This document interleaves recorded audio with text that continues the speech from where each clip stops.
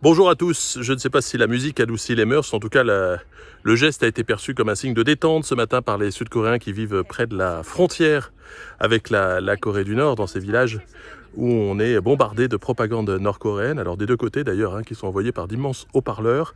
Des messages également diffusés sur d'énormes enceintes par la Corée du Sud qui a interrompu ses programmes hier et donc en réaction presque immédiate, Pyongyang a remplacé les messages et surtout les bruits qu'il diffusait vers le sud, donc par de la musique. Alors c'était des bruits atroces, on parle de tôles découpées, de cris d'animaux, des hurlements de fantômes, enfin tout ce qui empêchait les habitants de dormir malgré l'insonorisation des villages. Ça a cessé, il y a de la musique.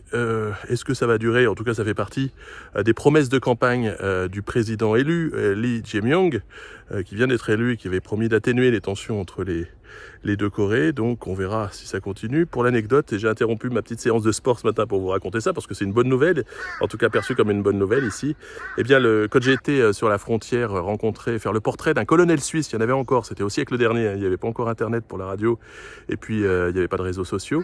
Ce colonel suisse donc me racontait qu'il était là dans le cadre de l'armistice et puis des forces de l'ONU, à la frontière entre les deux Corées. Il m'avait montré ces grandes enceintes et ces immenses haut-parleurs qui balançaient de la propagande, et me disait que quand justement la propagande cessait, en tout cas le volume des haut-parleurs diminuait déjà avant même d'être suspendu, c'était le signe d'une détente entre Séoul et Pyongyang. Donc ça peut reprendre à tout moment, mais pour l'instant, pourvu que ça dure. À bientôt.